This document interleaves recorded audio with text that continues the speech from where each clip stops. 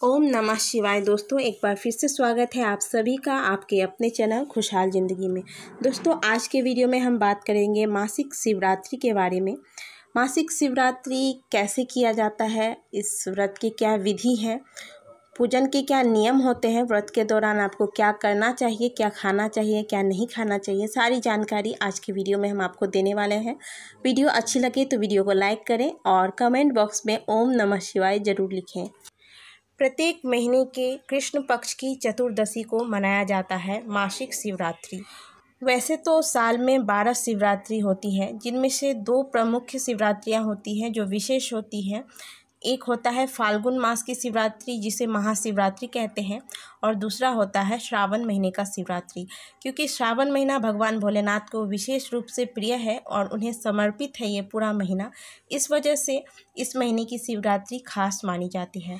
इस महीने की शिवरात्रि 6 अगस्त को मनाई जाएगी, जो कि श्रावण महीना होने की वजह से श्रावणी शिवरात्रि कहलाएगी। 6 अगस्त के शाम के 6:28 से चतुर्दशी तिथि का आरंभ होगा और यह समाप्त होगा 7 अगस्त शाम के 7:11 पर। शिवरात्रि में भगवान भोलेनाथ के चारों प्रहर में पूजा किया जाता है, लेकिन यह विशेष रूप से महाशिवरात्रि के दिन किया जाता है।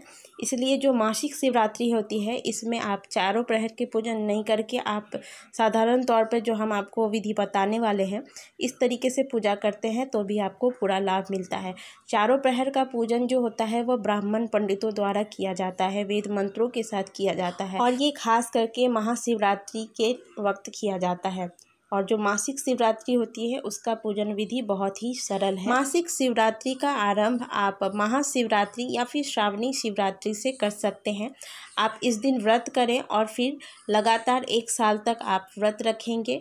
और आपने अगर महाशिवरात्रि में व्रत का आरंभ किया है या फिर आपने अगर श्रावण की शिवरात्रि में व्रत का आरंभ किया है तो आपको इसी शिवरात्रि में, इन्हीं दोनों में से किसी एक शिवरात्रि में अगर आपने व्रत का आरंभ किया है तो इन्हीं शिवरात्रि में आपको उद्यापन करना होता है। व्रत के 1 दिन पहले आप लहसुन प्याज का त्याग करें, यानी कि आपको पूरा सात्विक भोजन लेना है। और अगले दिन आप प्रातःकाल सूर्योदय से पहले उठें और स्नान इत्यादि करके सबसे पहले आप भगवान सूर्य को जल दें। और फिर जल चढ़ाने के बाद आप मंदिर में आएँ।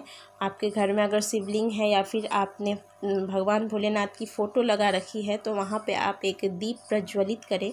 फिर आप व्रत का संकल्प लें। संकल्प के बिना मैं हर व्रत में बताती हूँ कि संकल्प बहुत ही ज़रूरी है।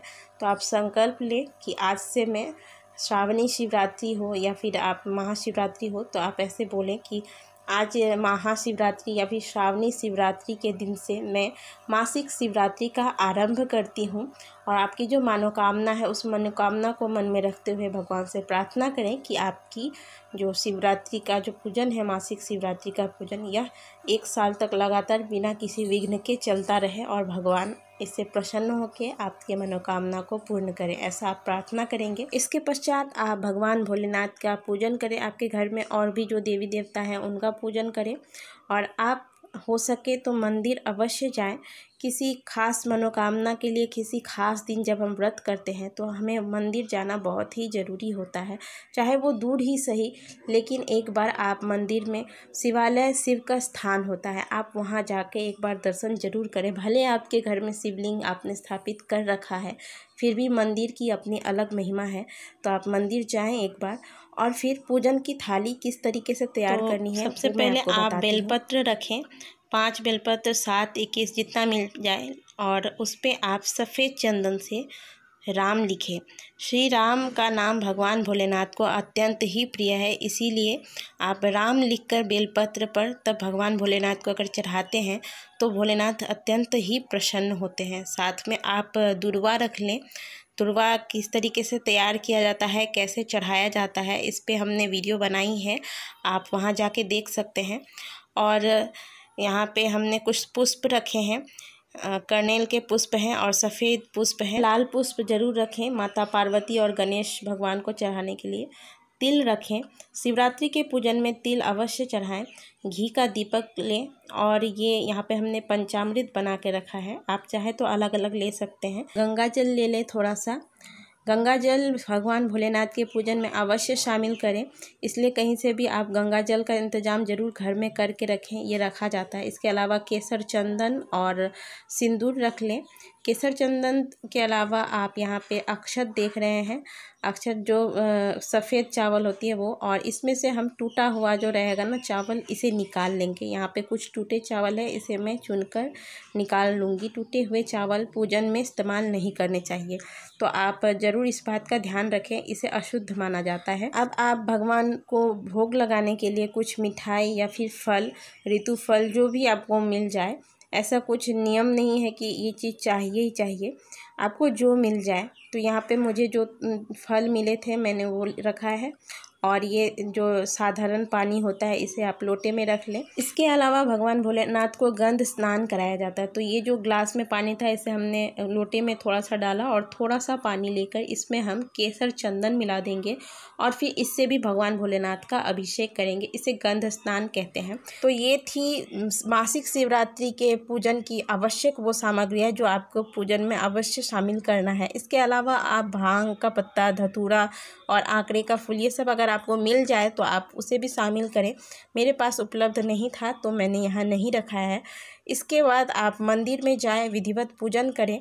इसके पश्चात आप वहाँ बैठ के शिव चालीसा का पाठ करें, एक माला ओम नमः शिवाय का अवश्य जपें, और आप घर में दिन भर जो भी काम करें उसमें आपका निरंतर भगवान भोलेनाथ का चिंतन होते रहना चाहिए। इस दिन क्रोध न करें, किसी का भी दिल न दुखाएं, और पूरा दिन आप भगवान का सुमिरन करें। हो सके तो आप कथाएं सुनिए, भगवान की कथा सुनिए। इसके पश्चात आप दिन में एक बार फल लें, फिर शाम के वक्त आप मंदिर जाएं। अगर मंदिर नहीं जा सकते तो घर में ही आप जो आपके पास शिवलिंग है वहाँ पे आप घी का दिया लगाएं, और आप अगरबत्ती जलाएं। संध्या आरती करने के बाद रात को आप एक बार और फल ले लें, या फिर अगर आप फल नहीं लेना चाहते तो आप साबूदाने का खीर या फिर मखाने का खीर या फिर गाजर का हलवा, इस तरीके का कोई भी खाना आप खा सकते हैं। लेकिन इस व्रत में, शिवरात्रि के व्रत में अन्न बिल्कुल भी नहीं लेते हैं, तो आपको इसी तरीके से प्रत्येक मास का व्रत करना है। व्रत के अगले दिन आप सुबह को उठें, स्नान इत्यादि करके फिर भगवान भोलेनाथ को जल चढ़ाएं, धूप बत्ती करें। इसके बाद आप अपने व्रत का पारण करें। तो दोस्तों ये बहुत ही सरल सी विधि थी मासिक शिवरात्रि की, जिसे आप कर सकते हैं। अगर आप मासिक शिवरात्रि का आरंभ करना चाहते हैं तो आप श्रावण महीने की शिवरात्रि से कर सकते हैं, जो कि 6 अगस्त से होने वाली है। तो दोस्तों आशा करते हैं कि बताई गई विधि आपको समझ में आ गई होगी। अगर आपको कुछ सवाल करना है तो आप कमेंट बॉक्स में अवश्य करें, कोशिश करूँगी कि आपके सवाल का जवाब दूँ।